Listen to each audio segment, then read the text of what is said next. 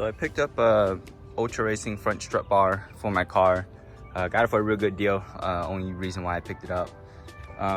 Got some concerns about fitment because of the EPS throttle bodies, the way how they kind of push out the intake, and then I guess kind of how this just seems to come out really wide. So wasn't too sure if it'll fit, but putting it over the way how I guess it goes, the upper part looks like it'll clear. If not, EPS also provides these spacers for some clearance, so we'll see how that goes.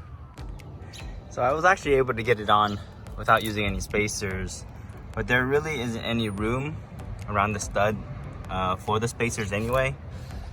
It's pretty tight. This side's got some clearance, but I'm pretty much touching there.